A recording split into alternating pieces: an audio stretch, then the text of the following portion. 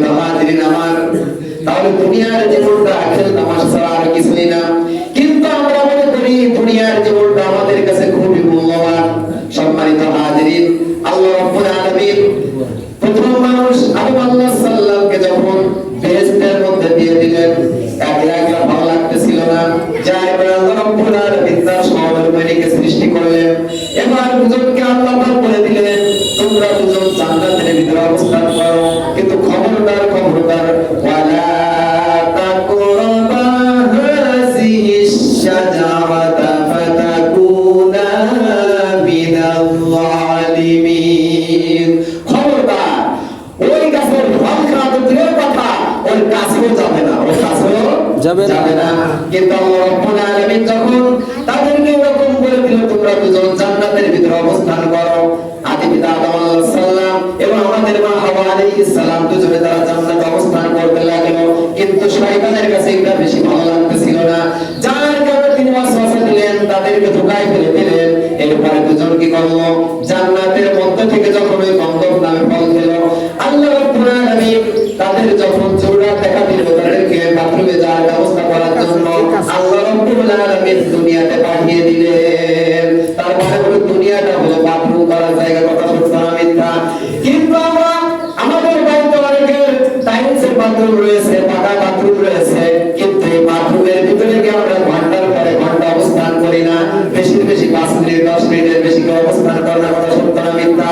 কিন্তু দুনিয়ার নামক আমরা এই যে আমরা হায়াতের জিন্দেগিতে অবস্থান করতেছি, এই হায়াতের জিন্দেগিতে এসে আমরা দুনিয়াটাকে এত মহব্বত করি, এত ভালোবাসি, মনে চায় যে দুনিয়া ছেড়ে আমরা আর কোনদিন আমরা আখিরাতে যাব না, কথা বলেন ঠিক কিনা? কিন্তু দুনিয়াটা অতি নগণ্য বিষয়, কথা সত্য না মিথ্যা? আল্লাহ রাব্বুল আলামিন কোরআনুল কারীমের 30 নম্বর আয়াতের ভিতরে সুন্দর করে বলেন, বাল তুসিরুনাল হায়াতাদ দুনিয়া ওয়াল আখিরাতু খায়রুন ওয়া আবকা। বরং তোমরা দুনিয়ার জিন্দেগিতে প্রাধান্য দিয়ে থাকো, দুনিয়ার জিন্দেগিটা ক্ষণস্থায়ী, আখিরাতের জিন্দেগি চিরস্থায়ী এবং সেটা বাকি থেকে যাবে। দুনিয়ার জিন্দেগির শেষ আছে, কিন্তু আখিরাতের জিন্দেগির কোনো শেষ নাই। সম্মানিত হাজিরিন আমার, আখিরাতের জিন্দেগি কত বড়, কত সময় লাগবে জানার দরকার আছে না নাই? আখিরাতের জিন্দেগি সম্পর্কে আল্লামা আইয়ুব আলাইহির রহমাত তিনি জানিয়ে দিয়েছেন, গোটা এই পৃথিবীটা যদি সূর্য করা দিয়ে ভরপুর করে দেওয়া হয়, আর 7 আসমানের উপরে একটি পাখি বসে থাকবে, আর 70,000 বছর পরে একটা করে দানা নিয়ে যাবে, এমন করে করে হয়তো না একদিন পৃথিবী নামক যে দুনিয়া রয়েছে, এই দুনিয়ার সকল শস্য দানা নেওয়া শেষ হয়ে যাবে, কিন্তু আখিরাতের জিন্দেগির শেষ হবে না। সুবহানাল্লাহ। সম্মানিত হাজিরিন, তো আমরা আজকে আলোচনা শুরু করব আখিরাতের। কিসের আলোচনা? আখিরাতের আলোচনা। আখিরাত কি জিনিস? আখিরাত শব্দের অর্থ হলো পরকাল। কি কাল? পরকাল। আমার বন্ধুগণ, এই আখিরাতের স্টেপ হলো 4টি, আখিরাতের ধাপ হলো 4টি: কিয়ামত, বারযাখ, হাসর, আর হলো আরেকটা ফুলসিরাত। কয়টা? 4টা। বারযাখ, কিয়ামত, হাসর, ফুলসিরাত। এই প্রত্যেকটা ঘাটিকে আমাদেরকে সুন্দরভাবে পার করা লাগবে, তা না হলে পিটনি আছে না নাই? আছে। সম্মানিত হাজিরিন, মানুষ যখন তার হায়াত নামক জিন্দেগি শেষ হয়ে যায়, মৃত্যু নামক জিন্দেগি যখন শুরু হয়ে যায়, সেখান থেকে তার পরকালীন জীবন শুরু হয়ে যায়। যে জায়গায় কোনো কি থাকে না, বন্ধু থাকে না, বান্ধবী থাকে না, ফ্রেন্ড থাকে না, স্ত্রী থাকে না, ছেলে থাকে না, কেউ থাকে না, একলা একলা কবরে থাকা লাগে, সত্য না মিথ্যা? সন্তান তার আব্বাকে যত ভালোবাসে, তার পিতা যখন ইন্তেকাল করে কবরের বন্ধু হয়ে যায়, কবরের সঙ্গী হয়ে যায়, কোন সন্তান বলে না আমার আব্বার সঙ্গে আমাকে মাটির মধ্যে রেখে দিয়ে যাও, কথা সত্য না মিথ্যা? তো বারযাখটা কি জিনিস জানার দরকার আছে না নাই? বারযাখের ভিতরে কি কোনো স্লোগান দেওয়া হবে যে অমুকের এই মানি না, আমাদের দাবি মানতে হবে, এই সমস্ত কোনো কিছু স্লোগান কি সেখানে চলবে? সম্মানিত হাজিরিন আমার, প্রত্যেকদিন আপনাকে আমাকে 5 বার কবর ডাকতেছে। সকালবেলায় যখন ফজরের নামাজ পড়ে লোকজন বের হয়ে যায়, তখন কবর ডাক দিয়ে বলে, আমি অন্ধকারের পর আমি বলে এমন একটা জায়গা যার কোনো সাথী নাই বাতি নাই, ও আব্দুল্লাহ তুমি আমার ভিতরে মুসলমান না হয়ে শোনা। আবার যখন 12টা বেজে যায়, তাফসীরের ভিতরে তাফসীরটা করা হয়েছে, তখন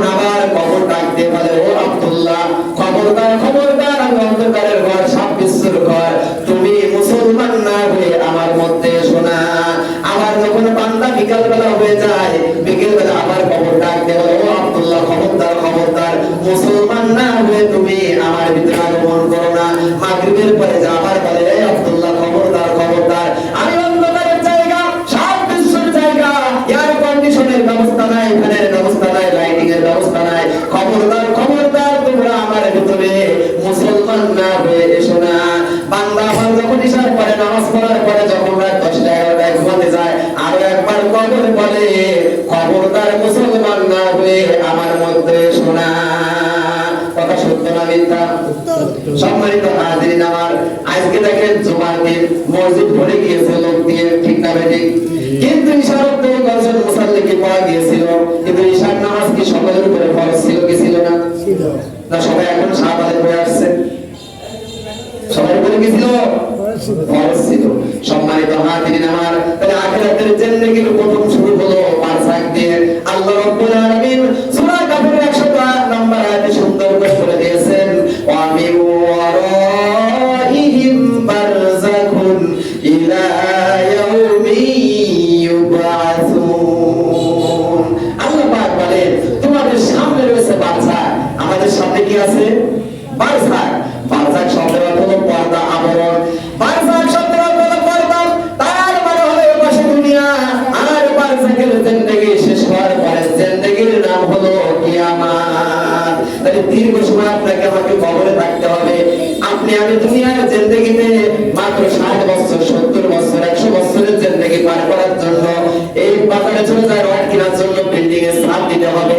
এখানে তো যখন পছন্দ হয় না চলে যায় ফুলতলায়, ফুলতলায় যখন পছন্দ হয় না স্থায়িত্বের গ্যারান্টি দেওয়ার জন্য আমরা চলে যাই খুলনা বড় বাজার। ওখান থেকে রড কিনে আপনি আমি কি করি ডলারে পাঠাই দিই, যাতে করে আমার ছাদের এই স্থায়িত্ব 110 বছর হয়ে যায়। কথা সত্য না মিথ্যা? আর যখন অন্তকাল আপনাকে আমাকে কবর নামক ঘরে থাকতে হবে, কবর নামক বাড়ি থাকতে হবে।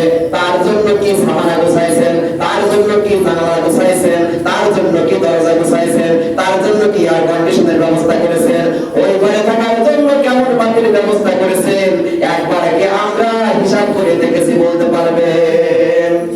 হিসাব আছে? হিসাব আছে?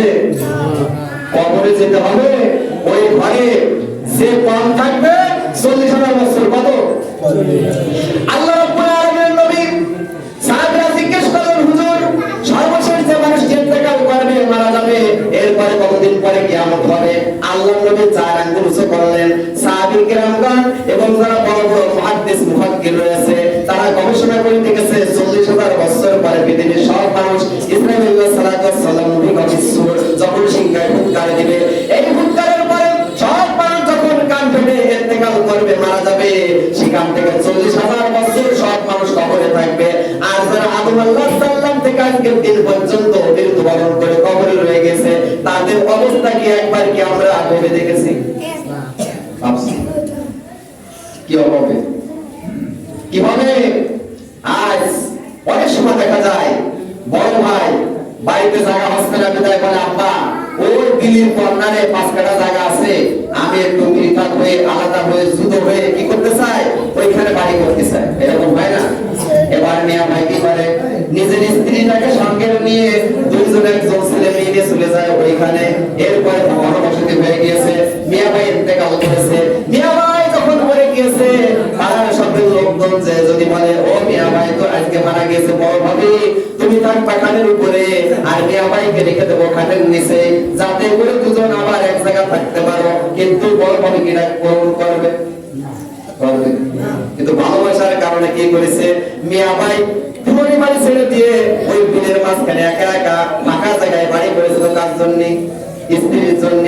কিন্তু এখন ইন্তেকাল করে গিয়েছে, মরে গিয়েছে। বড় ভাবি যেমন তার সেই ভালোবাসা ভুলে যায়, কিসের কারণে? ওই কবরের ভয়ের কারণে। সম্মানিত হাজিরিন আমার, ছেলে যাবে না, মেয়ে যাবে না, সম্পদ যাবে না। এই যে বিরোধীর বাজার ইসলামী ব্যাংকে টাকা রয়েছে, সোনালী ব্যাংকে টাকা রয়েছে, কোন টাকা আপনার আমার কবরে যাবে না। কথা সত্য না মিথ্যা? সত্য। ফেরেশতারা কি ঘুষ নেয়? ফেরেশতারা কি ঘুষ খায়? না। অথচ এই কবরে আপনাকে আমাকে পার হওয়া লাগবে কি লাগবে না? সম্মানিত হাজিরিন আমার, এই কবরে আপনাকে আমাকে যাওয়া লাগবে। আর এই বারযাখ নামক কবরে যখন আপনি আমি চলে যাব, সেখানে ঝামেলা আছে না নাই? আছে। এই জায়গা রোড চলে গিয়েছে কোন জায়গা? সোনাতলা চলে গিয়েছে ফুলতলার খেয়াঘাট। এই রাস্তা দিয়ে প্রত্যেকদিন মোটরসাইকেল চলে কি চলে না? চলে। হঠাৎ করে শোনা যায় চন্দ্রপুরের ওই মাথায় গিয়ে অথবা 0.8 গিয়ে অথবা মিনা বাজারে অ্যাক্সিডেন্ট হয়ে স্বাস্থ্য ভাই ঠ্যাং ভেঙে গিয়েছে, যায় কি যায় না? এরপরে আমরা মোবাইলে তার কল শুনে আমরা কি করে চলে যাই 250 বেডে, ওখানে যদি চিকিৎসা করা না যায় চলে যায় ঢাকা পিজিতে, হয় কি হয় না? কিন্তু আপনার আমার যদি কবর জগতে আপনি আমি যদি অ্যাক্সিডেন্ট করে যায়, কবরে যেয়ে যদি ফেরেশতার কাছে ধরা খেয়ে যায়, আব্বা যাবে না, মা যাবে না, মসজিদের ইমাম যাবে না, ছেলে যাবে না, মেয়ে যাবে না, ওখান থেকে উদ্ধার করতে, কথা সত্য না মিথ্যা? সত্য। সত্য যদি হয়ে থাকে কি করার দরকার? এই যে অনেক লোক প্যারালাইজড হয়ে যায়, অনেক মানুষ আছে অক্সিজেন ফেল করে, যার কারণে নিয়ে চলে যায় সার্জিক্যাল ক্লিনিকে যখন নিয়ে যাওয়া হয়, এক এক দিনে এক এক জনের অক্সিজেনের বিল হয় 35-40 হাজার টাকা, কথা সত্য না মিথ্যা? যদি সে দিতে না পারে, আত্মীয় স্বজনরা সহযোগিতা করে, জামাই সহযোগিতা করে, এমন করে যদি দিতেও না পারা যায়, তাহলে লোকজন 4-5 জন মাতুব্বার মিলে রোগীর বাজারে চলে যায় টাকা উঠানোর জন্য, কথা সত্য না মিথ্যা? কিন্তু কবর জগতে যায় যদি ফেরেশতার কাছে কোনো ব্যক্তি ধরা খেয়ে যায়, কোনো প্রকার সহযোগিতা দুনিয়ার মানুষের পক্ষে করা সম্ভব নয়। যার যার কবরে আমার দলের নেতা যাবে, প্রধানমন্ত্রী যাবে, বিরোধী দলের নেতা যাবে, কেউ কি যাবে? অথচ মতো নাম দিয়ে তাকে সাথে চলে যায়। অমুকের চরিত্র ফুলের মতন পবিত্র, নামাজ পড়ে না পবিত্র, আছে না নাই? তাই মিথ্যা কথা বলি না, এগুলোর থেকে ফিরে আসতে হবে। সম্মানিত হাজির আমার, কবর জগতে 3টি প্রশ্ন হবে, কয়টা? 3টি প্রশ্ন হবে। অনেক জায়গায় গেলে বলে হুজুর রাজনীতি করতে আসছে, না না, রাজনীতি করতে যায় না, আমরা যাই মানুষদেরকে জাহান্নাম মুক্ত করার জন্য, মানুষদেরকে জান্নাতে দেওয়ার জন্য, নিজের আমলটা পরিবর্তন করার জন্য। এবার চলে আসেন, কবর জগতে ঝামেলা আছে না নাই? ওখানে ফেরেশতা আছে না নাই? ওখানে কবরের মধ্যে 3টি প্রশ্ন করা হবে কি হবে না? হবে। এবার একটা উল্টো কথা বলবো, যা কোনোদিন শোনেন না, আজকে প্রথম শুনবেন। কবরে কয়জন ফেরেশতা আসে? কয়জন? কয়জন? অনেকে বলবে 2 জন। আতাহু মালাকানে কয়জন? আব্দুল্লাহ ইবনে আসলাম রাদিয়াল্লাহু আনহু থেকে হাদিস বর্ণিত, প্রিয় নবী সাল্লাল্লাহু আলাইহি ওয়াসাল্লাম বলেন, ও আসলাম তুমি বলো কবরে প্রথম কয়জন ফেরেশতা আসে? আসলাম বলেন, আল্লাহ ওয়া রাসূলুহু আলাম, আল্লাহ এবং তার রাসূল ভালো জানেন। আসলাম রাদিয়াল্লাহু আনহুর কথায় আল্লাহ নবী বললেন, ও আসলাম তুমি জেনে নাও কবরে সর্বপ্রথম একজন ফেরেশতা আগমন করবে, সেই ফেরেশতার নাম হলো রুম্মান। ফেরেশতার নাম কি? রুম্মান। এই রুম্মান ফেরেশতার চেহারা হবে আকাশের সূর্যের মতো উজ্জ্বল, বড় আকৃতির দেহ নিয়ে সে কবরের ভিতরে অবস্থান করবে। যারা ঈমানের ভিতরে কোনো প্রকার ঈমান থাকবে না, যাদের দেহের ভিতরে কোনো ঈমানের রেশ মাত্র থাকবে না, ওই সমস্ত ব্যক্তিরা এই সাহাবীকে, এই ফেরেশতাকে দেখে ভয় পেয়ে যাবে, উল্টো পাল্টা বকা শুরু করে দিবে। আর এই ফেরেশতা মৃত্যু ব্যক্তিকে কবরের ভিতরে শোয়া অবস্থায় থেকে বসিয়ে বলবে, উত্তম আমালাল্লাহি ফিদ দুনিয়া, দুনিয়ার জিন্দেগিতে যত আমল করেছো তাই আজকে লিখে দাও। উত্তম লেখো, আমালাল্লাহি ফিদ দুনিয়া, দুনিয়ার জিন্দেগিতে ভালো আমল করেছো, খারাপ আমল করেছো, অনেক প্রকার আমলই করে এসেছো, সেই আমলগুলো আজকে তুমি আমাকে লিখে দাও। দুনিয়ারে আব্দুল্লাহ, আব্দুস সামাদ, জসিম, রুবেল এরা সেদিন বলবে, আমি তো দুনিয়ার জিন্দেগি থেকে আসার সময় কোনো প্রকার কাগজ কলম নিয়ে আসি নাই। সঙ্গে সঙ্গে ফেরেশতা বলবে, তোমার গায়ের ভিতরে যে কাপড়ের কাপড় আছে ওখান থেকে এক টুকরো ছিঁড়ে নাও, আর তোমার মুখটাকে তুমি দত বানিয়ে নাও, তোমার জিহ্বাটাকে কলম বানিয়ে নাও। দুনিয়ার জীবনে আমরা লিখি কি দিয়ে? কলম দিয়ে। কবর লিখতে হবে কি দিয়ে? জিহ্বা দিয়ে। এবার দুনিয়ার আব্দুল্লাহ, আব্দুস সালাম, সে দুনিয়ার জীবনে 4 কলেমা পড়েছিল, নামাজ পড়েছিল, রোজা রেখেছিল, হজ করেছিল, যাকাত দিয়েছিল, এইগুলো ভালো ভালো আমল মাঝে মধ্যে দান করেছিল, মসজিদের ইমামরে নিয়ে রক্ত খাওয়াইছিল, এইগুলো সব লিখে ডালবে।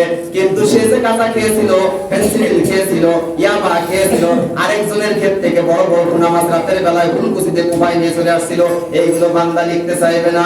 ওই ফেরেশতার হাতের মধ্যে বড় একটা ছড়ি থাকবে, বড় একটা আশা থাকবে, এই ছড়ি দিয়ে বান্দাকে পিটনি দিতে যাবে। তখন এই দুনিয়ার আব্দুল্লাহ, আব্দুস সামাদ, জুয়েল, রুবেল, জসিম যারা আছে তারা কান্দা কান্দা করতে বলবে, ফেরেশতা আমাকে মারপিট করো না, আমি আমার যত অবৈধ আমল আছে, আমার যত খারাপ আমল আছে, আমার যত জাহান্নামে যাওয়ার মতো আমল আছে, সবগুলো লিখে দিচ্ছি, খবরদার তুমি আমাকে পিটনি দিও না। এবার ওই ফেরেশতা বলবে, তাড়াতাড়ি লেখ। এবার দুনিয়ার এই মানুষগুলো অসহায় অবস্থায়, তখন তো তার বন্ধু থাকবে না, পাশে দলের লোক থাকবে না, ছেলে থাকবে না, মেয়ে থাকবে না, আত্মীয় স্বজন কেউ থাকবে না, পাড়া প্রতিবেশী থাকবে না। ভয়ে ভয়ে তার সব আমল যখন লিখা হবে, তখন ওই আমলটাকে পেঁচিয়ে পেঁচিয়ে ছোট্ট করে এবার তার উনুকে তার ঘাড়ের ভিতরে লটকাই দেওয়া হবে। কোথায় দেবে? মেমোরি কার্ড এখানে পুরে দেবে। আমাদের প্রত্যেকের মোবাইলে 130 জিবি, 60 জিবি, 20 জিবি এরকমই আছে না মেমোরি কার্ড, ওই রকম এখানে আমাদের মেমোরি কার্ড পুরে দেবে। অর্থাৎ সারা জীবন যা করেছি সব এখানে যখন পুরে দেওয়া হয়ে যাবে, এরপরে ওই ফেরেশতা ওখান থেকে চলে যাবে। এবার আসবে দুইজন। কয়জন? দুইজন। এবার এই দুইজন ফেরেশতা এসে মৃত ব্যক্তিকে কবরের ভিতরে আবার বলবে, তুমি বলো মান রব্বুকা, তোমার রবকে। দুনিয়ার এই মানুষগুলো তখন বলবে রব্বি আল্লাহ, আমার রবকে। কারা বলবে? যারা আল্লাহকে সঠিকভাবে মেনেছে, দুনিয়ার জীবনে হালালকে হালাল বলেছে, হারামকে হারাম বলেছে এবং আল্লাহর কথা মতো চলেছে, তারা প্রথম প্রশ্নের উত্তর দিতে পারবে। আরো দুটো প্রশ্ন থেকে গেল। আল্লাহ পাক আমাদের সকলকে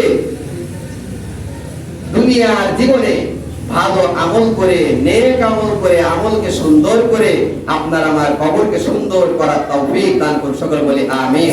ওয়া মা আলাইনা ইল্লাল বালাগ। আসসালামু আলাইকুম ওয়া রাহমাতুল্লাহ। যারা নামাজ পড়েন নাই কবলাতুল সুন্নাহ, যারা সালাত